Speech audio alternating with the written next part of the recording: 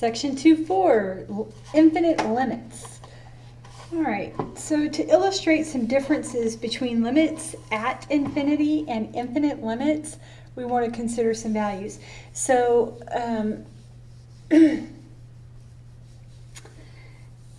limits at infinity is where the x is actually approaching infinity or negative infinity, and infinite limits are limits whose answers are infinity or negative infinity. And to really mess it all up, you can have infinite limits at infinity as well. So anyway, don't get too bogged down by the wording. You want to think bigger picture here and just sort of look at what's going on. So our example is the function 1 divided by x squared. And we're taking different values of x, both positive and negative versions of it, evaluating at that particular number and seeing what happens. So this is a little clunky, but 0.1, remember that's 1/10. And so when you square that, you get 1/100th. And so if you end up with 1 divided by 1 over 100, right, that actually gives you 100 as your answer. And so what we end up seeing here is that the smaller and smaller and smaller, so these guys are getting small, right? So the smaller and smaller and smaller that x is becoming, the answer is getting larger and larger and larger. And so what we end up with is, or what we determine, is that this function value for very small values of x, we get very large answers for y. And we can ultimately say, hey, here's what's going on. If you have some numerical value other than 0, when you get 0 in there, and this is not hashtag not 0, okay? If you have some numerical value that is not 0, and you're dividing it by something really, really small, then you get a really, really big answer. So what's happening is, let's say you take, I don't know, a dollar bill, right? You take a dollar bill and you decide that you're going to do something illegal. You're going to shred that puppy, right? So you take that dollar bill and you just cut it into smallest pieces you possibly can. I mean, you're butchering that thing. You put it in a shredder, and then you decided you're going to pull out your scissors and cut those pieces into smaller pieces and cut those into smaller pieces. By the time you get done, how many pieces do you have? You got a whole lot of them, right? You got a big mess. So if you have some numeric value and you divide it by a very, very small number, it's going to give you a very, very, very big answer. Graphically, we have this scenario going on for this particular problem.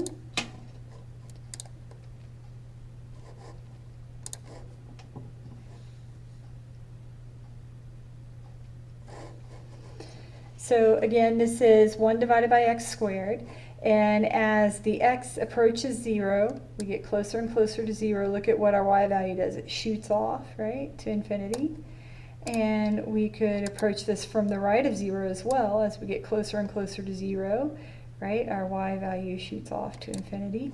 But you can see that your graph at 0 approaches infinity. The left side goes to infinity, the right side goes to infinity, so the two-sided limit, right, goes to infinity.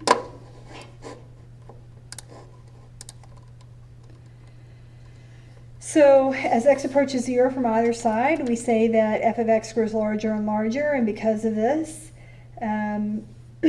we would say that the limit of f of x as x approaches 0 is infinity. Now, you kind of have to be careful here. If you remember this graph, there's an asymptote there, right? And so the left side and the right side both shoot off to this huge number, and it keeps growing and never stops, right? Technically, The limit doesn't exist because in order for a limit to exist, it has to be equivalent to a number, has to be a numeric value.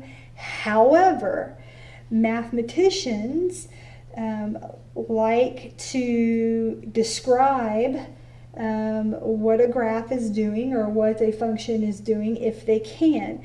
So technically, because it does not approach a finite number, technically we're supposed to say that this function, or the limit of this function at 0 does not exist.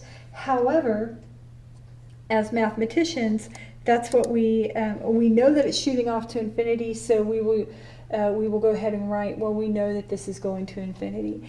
Your book sometimes makes a fine line between whether or not we, sometimes they'll say it doesn't exist but still approaches infinity, and other times they'll just say equals infinity. And I just want to point out why they're doing that.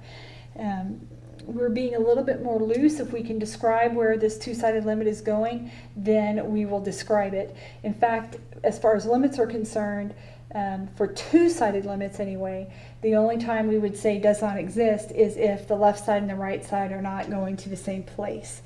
All right, so this is an example of an infinite limit because the answer shoots off to infinity, right?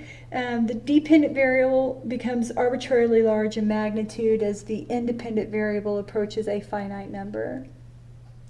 So if you can describe what the graph is doing, you must do so. That statement is simply to explain why even though the limit doesn't technically exist since it's not a finite number, if we can describe what the graph is doing, we have to do it. So that's why we go ahead and say equals infinity there. I wouldn't get too bogged down by it. All right, limits at infinity are the other direction, right? Instead of x approaching a small value, x is going to approach a large value, either positive or negative, it doesn't matter. So what's happening here is our x values are getting larger and larger. And what we're finding is that our y values, if you look at them, they're getting smaller and smaller.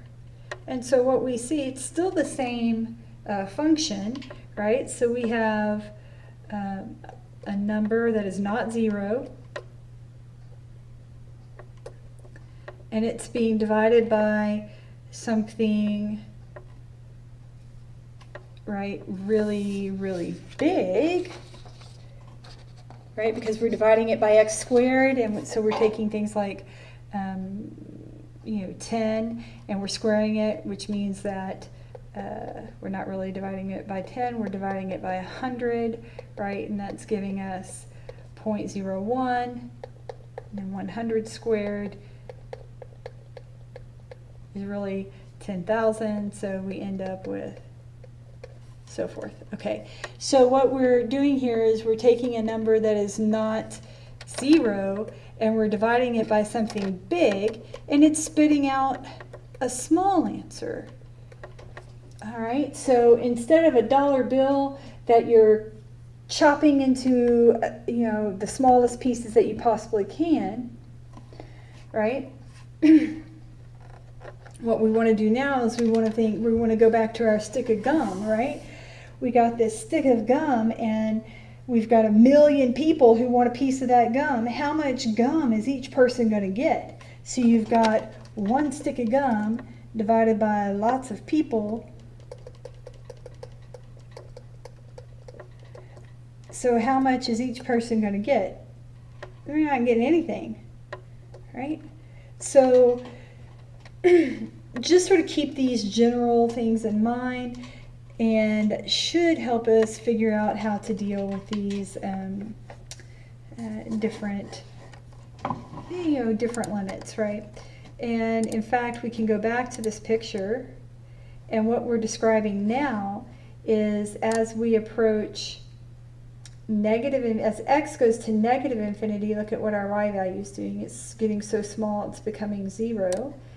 And same thing on the right hand side as x goes to infinity. So now we're looking at the edges of the graph rather than the center of the graph when x is 0. We're looking at the edges when x is infinity. Look at what y value it's becoming. It's becoming 0. So just some things we need to try to hang on to as we move through this section. All right, a general picture of these two limit scenarios is shown. So this is similar to the graph I was just manipulating. We could write some items here if we wanted to. We have the limit as x approaches negative infinity of f of x.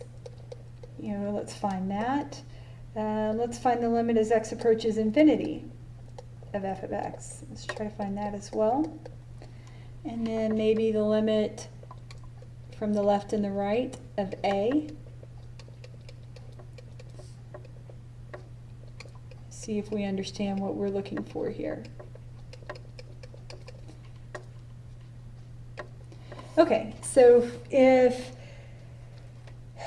we are asked to find the limit of f of x, okay, so this whole graph is f of x, and we want our x value to go to negative infinity. So negative infinity is the left side. Remember, x's are left and right, and y values are up and down. So if x is approaching negative infinity, that means it's approaching the left side of the graph. So if I put my pen somewhere on the graph and try to move it off to the far left side, what y value does it appear my graph is heading towards? Hopefully you're saying L. And if I try to go for x as approaching positive infinity, then I got to put my pen somewhere on the graph. I don't know, put it here. And got to move it towards the right side of the graph, but I can't pick my pen up off the graph, and so where does the graph take me? Hopefully you're saying a y value of m.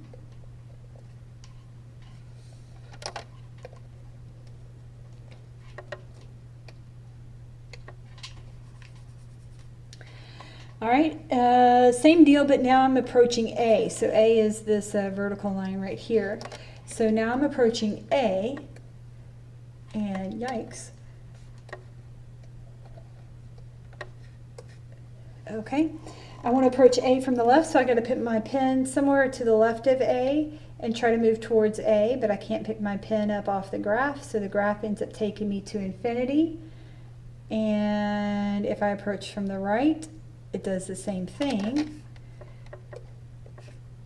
And so I can actually say that we know something about the two-sided limit as well.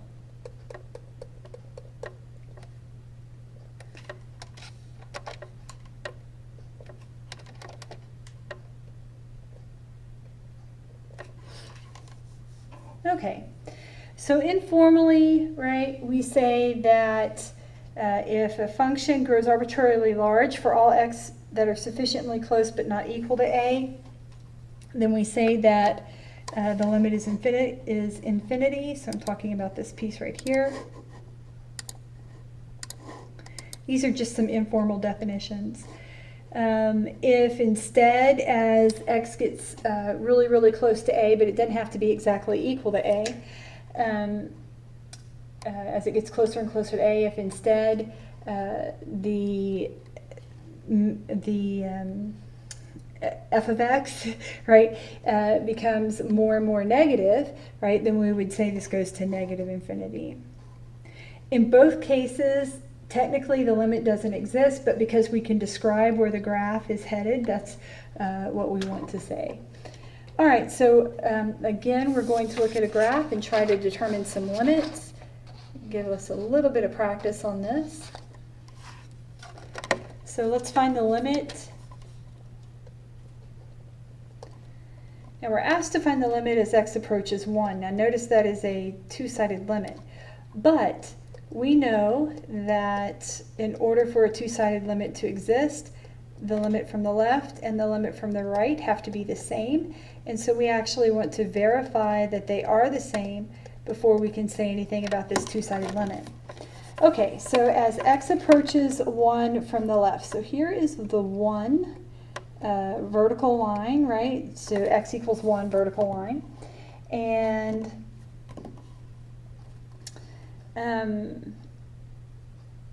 if I'm approaching 1 from the left, I want to put my pen somewhere to the left of that number 1, but sitting on the graph. and I can't pick my pen up off the graph, but I want to try to move my pen towards that vertical 1 line. If I do that, it ends up taking me straight up, right, straight north to infinity.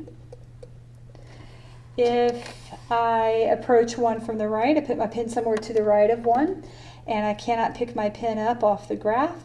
And as I slide towards 1, right, my pen goes straight upward, and I end up heading off to infinity. And so I know that the limit of x divided by x squared minus 1 quantity squared as x approaches 1, which is a two-sided limit, that limit is infinity. All right, well, let's see what we get when we approach a -1. So here is the vertical x equals a -1 line, and again we need to consider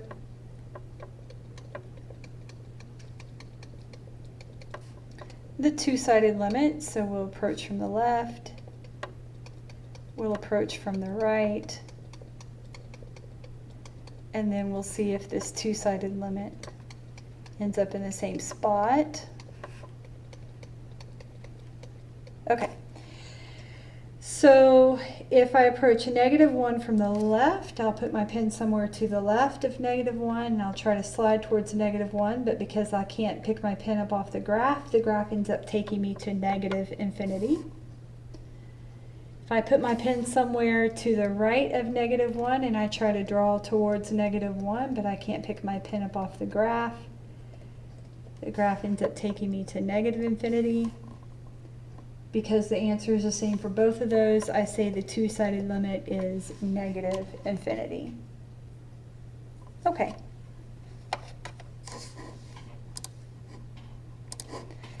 So one-sided infinite limits, right? We just got pictures of each of these, but we just did them in the previous example, right? It's intuitive, and it works the exact same way as these things have always worked, right? What you should notice though is back in algebra, college algebra, you know, maybe algebra 2 in high school, we had a name for this guy right here. It didn't have anything to do with limits, but we said anytime a graph approached a vertical line but never crossed it, we called that a vertical asymptote. And so what you're actually looking at is a calculus definition of a vertical asymptote. And you see that on the next page. So if the limit of a function as x approaches a is positive or negative infinity, and so this is describing the two-sided limit. All right, so look at all of this. This says if the two-sided limit of a function as you approach some value a is either positive or negative infinity, then we call it a vertical asymptote. We call x equals a vertical asymptote. Or it doesn't even have to be the two-sided limit. If just the right-handed limit heads to infinity or negative infinity, we're still going to call it a vertical asymptote. Or if just the left-handed limit heads to infinity or negative infinity, again, we're going to call x equals a vertical asymptote. So if any of these scenarios occur, then we'll call it a vertical asymptote. It doesn't have to be two-sided, so be mindful of that. All right, so let's sketch the graph of a function and its vertical asymptote that satisfies the conditions. Limit as x approaches, limit of f of x as x approaches 2 from the right is negative infinity, and the limit of f of x as x approaches 2 from the left is positive infinity. All right, so there are infinitely many solutions for this.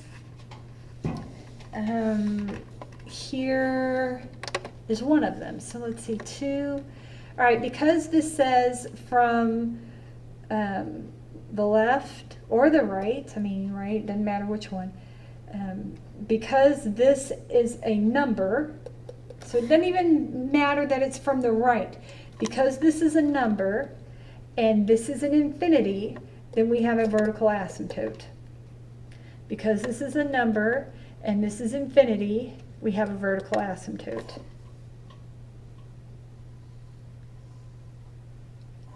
If they're flip-flopped, if x is approaching infinity and the answer is a number, it's a horizontal asymptote, but that's for a different section.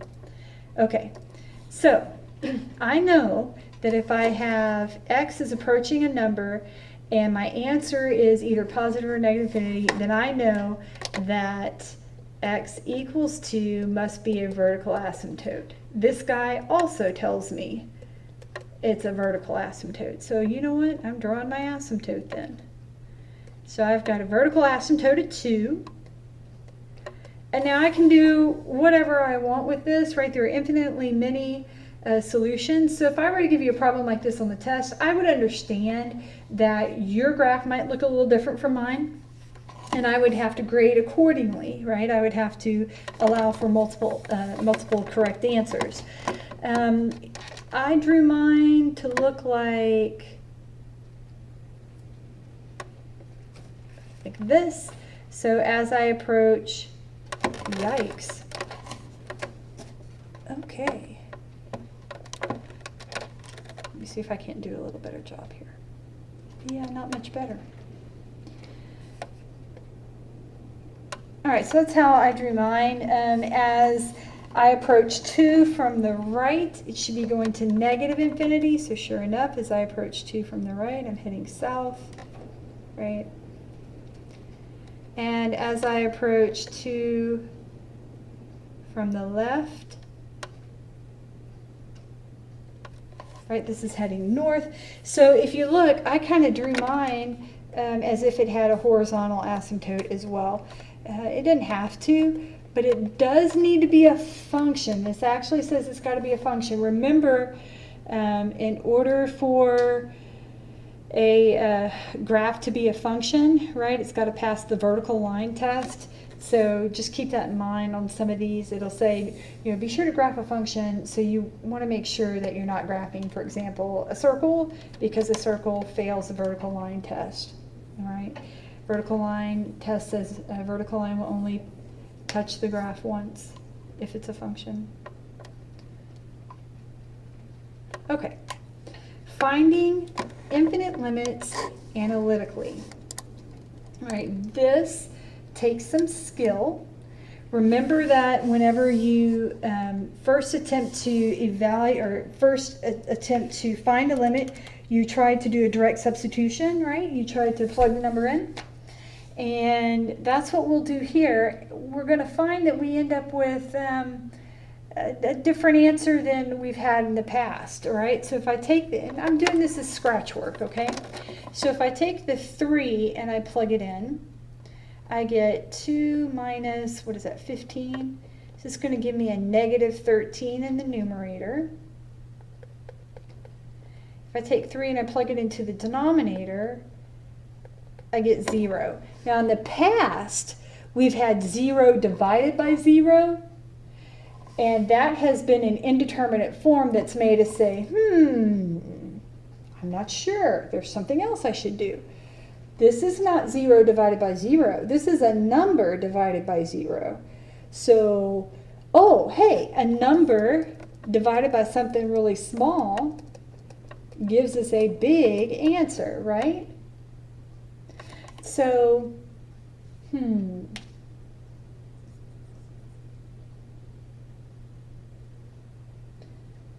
well, so we know it's going to be infinity, but how do we know if it's negative infinity or positive infinity?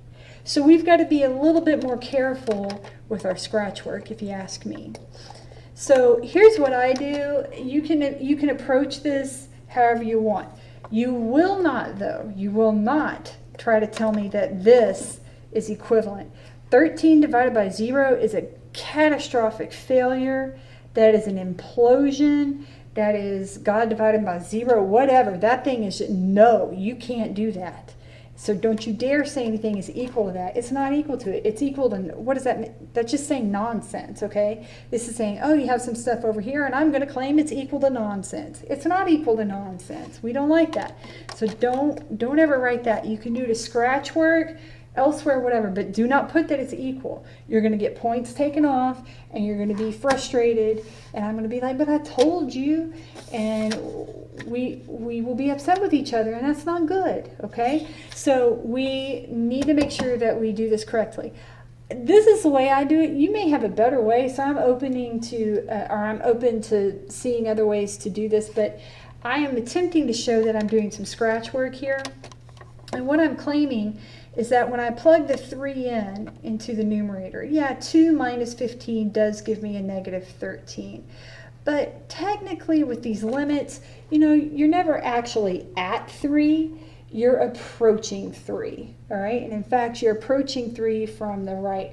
So I'm actually going to write there that, well, if I approach, pardon me, if I approach 3 from the right, I don't actually have negative 13 as my answer. I have something that approaches negative 13 as my answer. The numerator is not the problem here, it's the denominator. The reason the denominator is a problem is because if you just flat plug the 3 in, you get 0. And 0 doesn't have a sign associated with it, right? If 0 actually meant that it was a negative value, then I would say a negative 13 divided by a negative value gives me a positive answer. But 0 does not have a sign associated with it. All right, so this is where we have to be clever. We have to say, well, you know what? We're not actually plugging in a 3.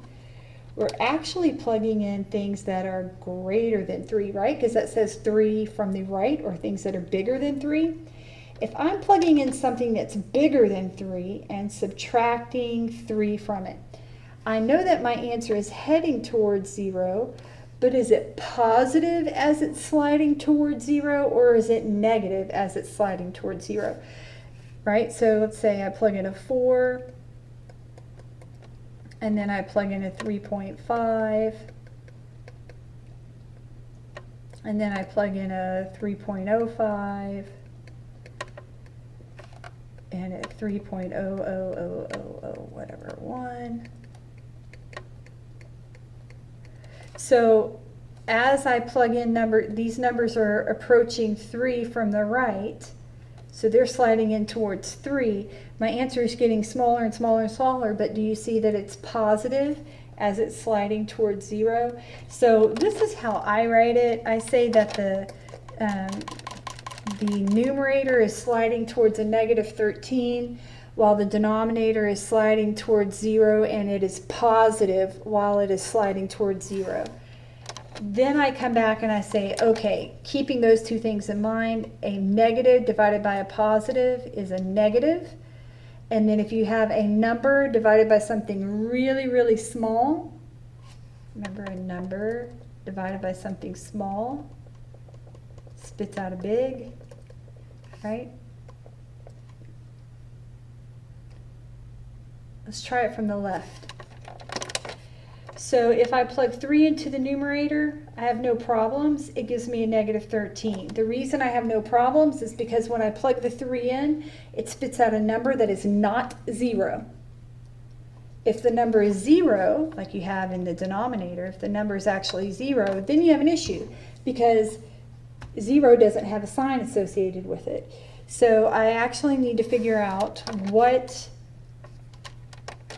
my denominator is as it's sliding towards 3 from the left. So if I've got numbers, if x is a number that is approaching 3 from the left, so like 2.9, 2.999, 2.9999999, right? Those are smaller values than 3, and so when I plug them in and subtract 3 from them, I should get a negative answer, right? And what we know is that a negative divided by a negative is positive, and then a number divided by something small gives me a big answer. So this is positive infinity. These are a little harder to process because you know, it takes some skills it's not that the mathematics behind them is difficult. It's the remembering this is how you approach the problem, right? It's the visual cues that tell you, hey, this one is different. And what is different about it is when we normally try to do a direct substitution, in the past we've gotten 0 divided by 0, and now we're getting a number other than 0 divided by 0. That is your cue to go do something else. So always we start off every one of these limits with a plug the number in and see what happens, right? And based on what happens, that should guide us in which route to take. Okay.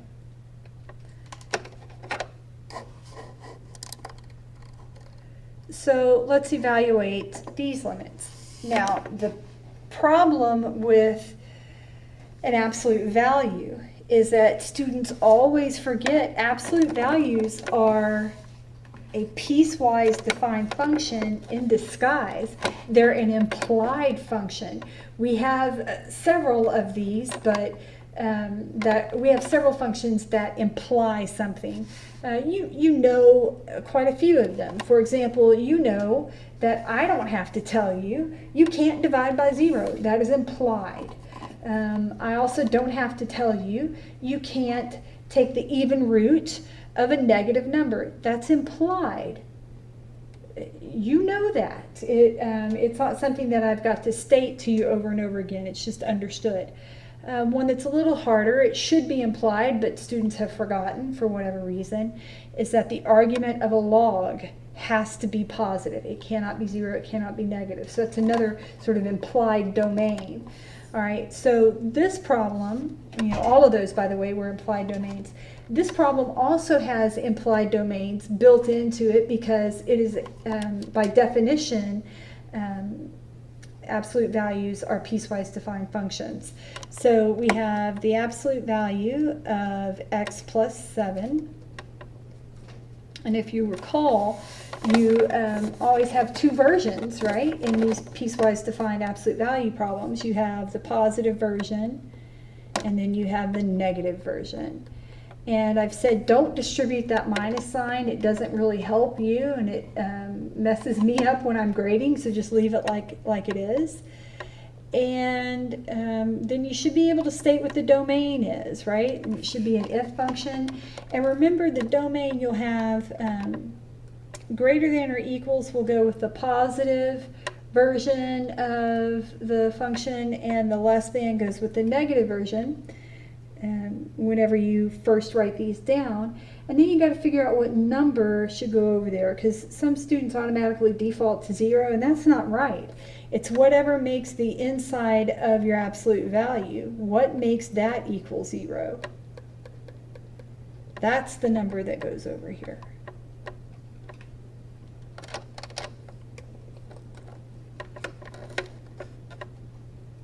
Okay, so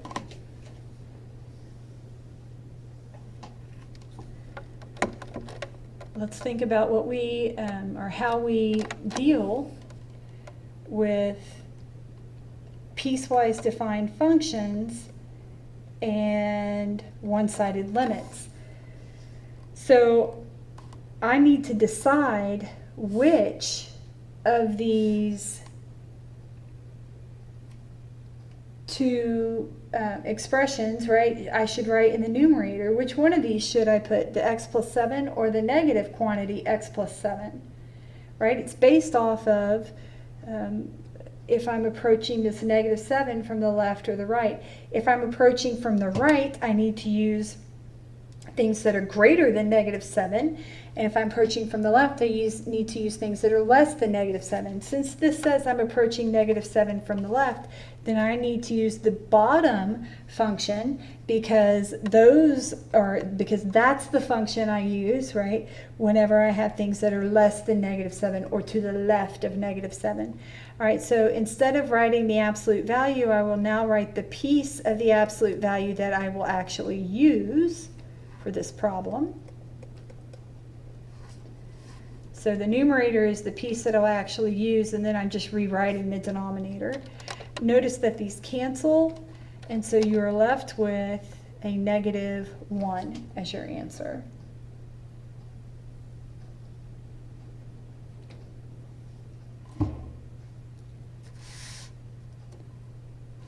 All right, so that doesn't take me to infinity or negative infinity, right? And this is just a reminder that you need to start thinking about how you approach problems, and don't and sort of build your arsenal, rather than saying, okay,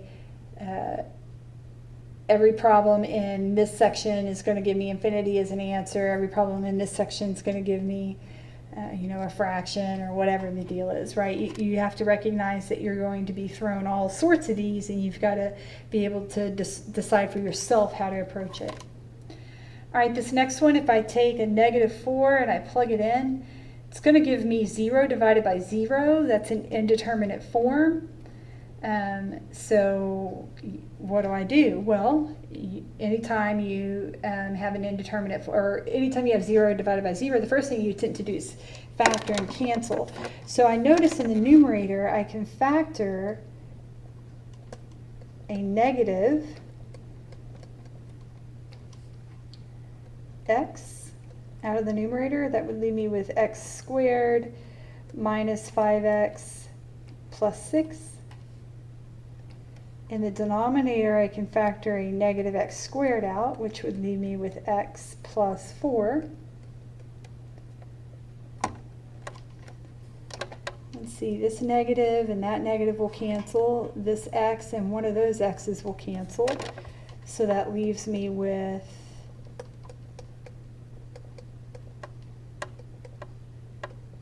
x squared minus 5x plus 6. And then in the denominator, x and x plus 4. Okay. It may not help me so much, but I am going to see if I can't factor that numerator, just so I can show you something else we could do to make this problem a little bit quicker for us when we don't have a calculator, because you're not going to have a calculator on the exams.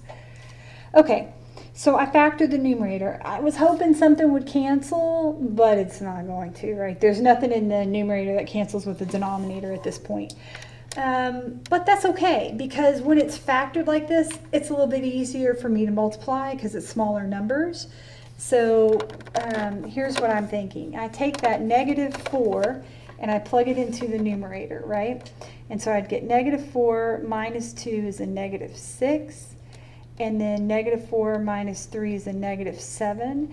And so I know that a -6 times a -7, right, that's going to be a positive 42. So my numerator is approaching, that's why I put an arrow instead of equals.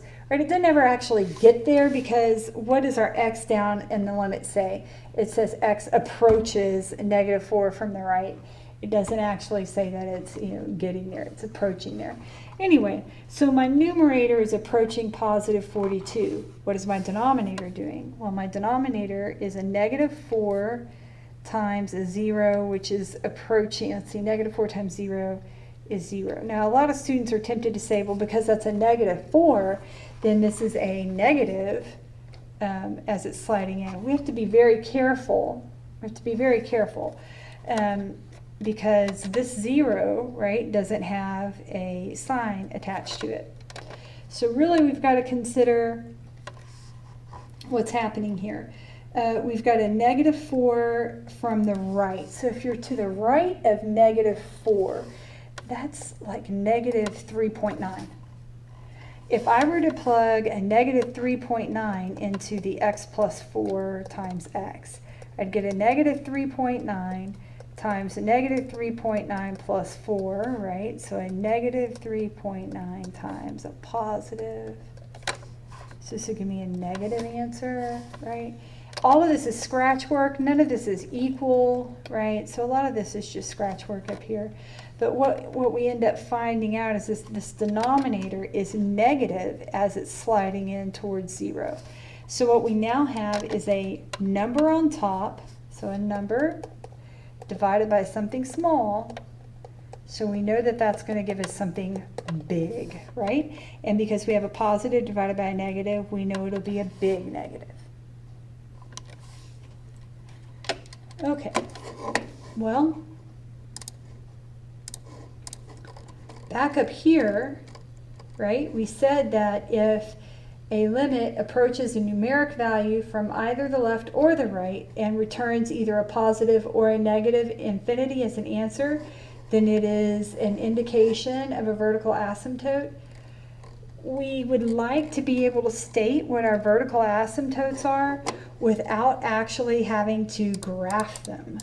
All right, so here I give you a statement on how we can use calculus, right, to find our vertical asymptotes. All right. So to find a vertical asymptote of a rational function, rational means fraction, right? You must find all factors of the numerator and denominator. If a factor in the numerator cancels a factor in the denominator, then the graph exhibits a hole at the 0 for the canceled factor. Otherwise, the zeros of the factors of the denominator are vertical asymptotes, provided that the graph approaches positive or negative infinity as the zeros approach from the left or the right. Please note this only holds for rational functions. Rational functions are a polynomial divided by a polynomial. So x's divided by x's, right? You know, you don't really want to mess with this if you have like trigonometric functions in there or something like that. So let me show you what's going on with this and see if we can't come up with a way to find our vertical asymptotes algebraically. So the first thing I want to do is I want to take this function and factor it if I can.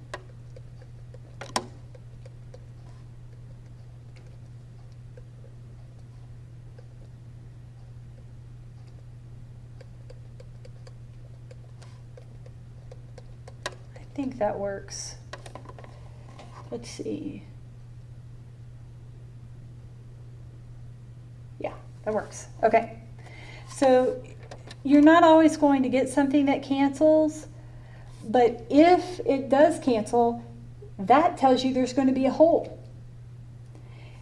If a factor in the denominator doesn't cancel, then there's going to be an asymptote. Again, this only works for rationals where it's a polynomial divided by a polynomial. So here's what we do is we take our two factors of our denominator down there. We set them each equal to 0 and we solve.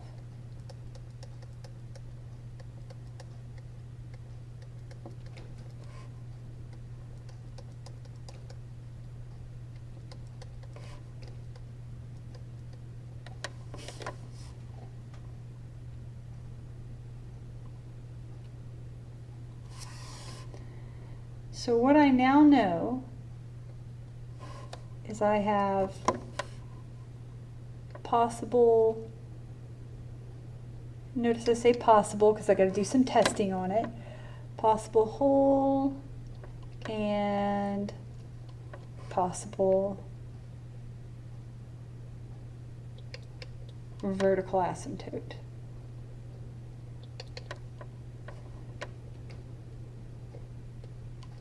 Again, I say possible because we have to go do some testing. The test is to take these x values and approach them from the left and the right and see what our limits tell us. Okay, so let's do the limit of f of x as x approaches -1/2 from the left. Let's do that one first. Now, since we have already done the factoring above, I'm not going to ask you to show me that again, right? You can use the factored and canceled form of the function. If you take a -1/2 and you plug it in, Again, notice you don't write limit. Common denominators here. Let's see, we would get -5/2 in the numerator and 7/2 in the denominator, and that reduces to -5/7. All right. And you know, some people are like, hey, how does it reduce? Right, we had leave, right.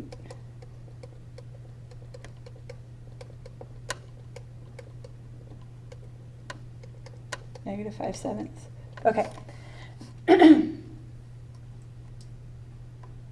That is definitely not a vertical asymptote, right? Because if it was a vertical asymptote, it would give us an answer of infinity or negative infinity. Let's try it from the right. So I would expect to see both from the left and the right, even though we have a good idea that we're going to get the same answer. And in fact, I don't need to see all the work. You just say, okay, I'm approaching this from the right. You write down what you're going to plug it into. And then we've already plugged the -1/2 into this up here, right? And we know the answer became -5/7. So you can just write it down. You don't have to re-show the work. But if the limit from the left and the limit from the right are the same, then you know that the two-sided limit exists. And in fact, that tells us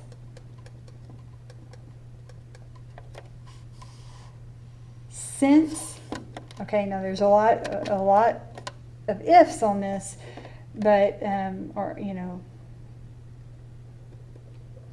have a large if statement here. If you factor your numerator and denominator, and one of those factors, or one or more of those factors, cancel in both the numerator and denominator, they cancel each other out, then the 0 for that factor, so these were the ones that canceled, and when I set it equal to 0, I got -1/2. So that is the 0 for this factor, right? 0 for this factor. All right, so if you can factor and if you can cancel, then the 0 for that canceled factor is the x value for your whole.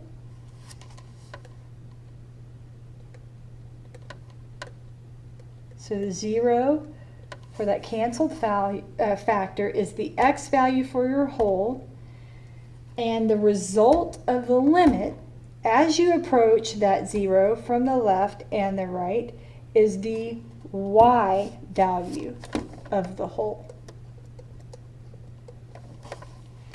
So you have to have a lot of things fall into place, but if you can factor and cancel, then the 0 for that factor is the x value for your whole, and then when you go do the limits from the left and the right, your answer becomes the y value for the whole. So I now know this graph has a whole at -1/2, -5/7.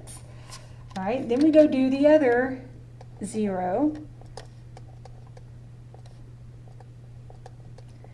And we're going to approach from the left and the right.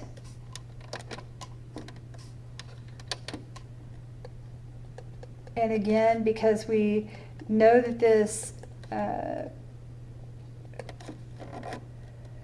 rational function cancels, right, we can use the simplified version.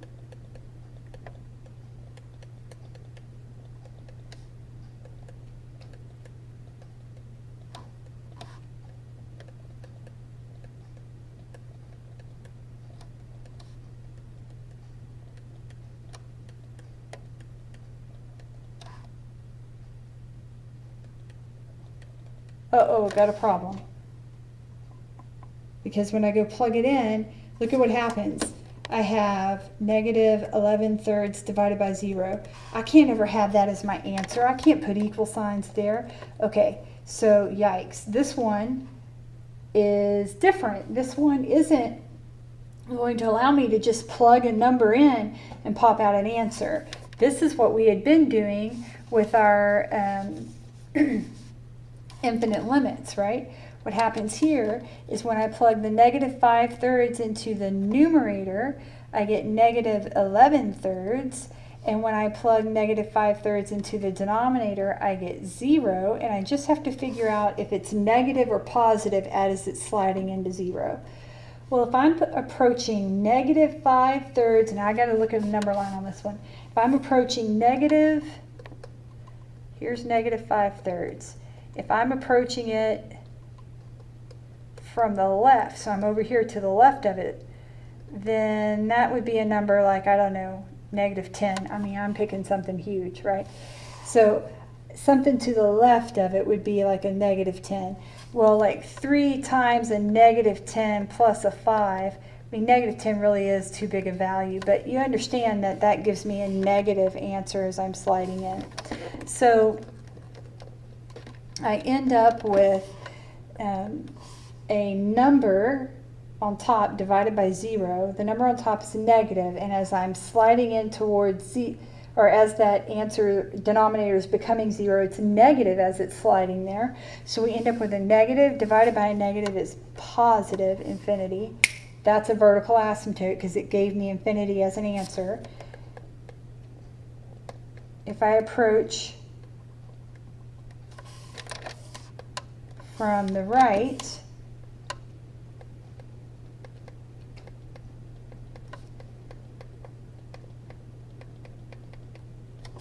I'm going to end up with the numerator going off to negative 11/3, and the denominator, you can't always assume that if in the last, if in the previous limit the denominator was, you know, sliding towards 0, that now it'll slide towards, I'm sorry, you can't assume if in the previous one the denominator was negative as it was sliding towards 0, you can't assume that now it's going to be positive, even though it is for this one.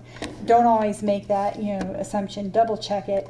But here, if you're approaching from the right of negative 3, that would be like, I don't know, 0, right, or negative 1 if you plug it in and you get a positive answer. So you end up with a negative divided by a positive that is getting really, really small. So this gives you a negative infinity as your answer. Again, both of these, each one individually tells me that there is a vertical asymptote. So a vertical asymptote of x equals negative 5/3.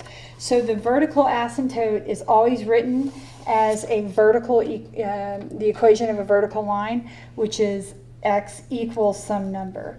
So notice the differences in these, all right? So if you have, again, a factor that got canceled, then it's 0, right? When you plug it into the limit, we'll give you a numeric answer, and so that's a whole. If it doesn't cancel, then it's 0, right? When plugged into the limit. If it gives you infinity or negative infinity, then that's an indicator of a vertical asymptote. Again, this is only true for rational functions, right? So you don't want to try to make these assumptions when you're looking at trigonometric functions or something like that. They have their own way of having asymptotes. But anyway, this is good knowledge on how we could use calculus, right, to get some of those same thoughts and ideas about graphs that we've had in our college algebra class.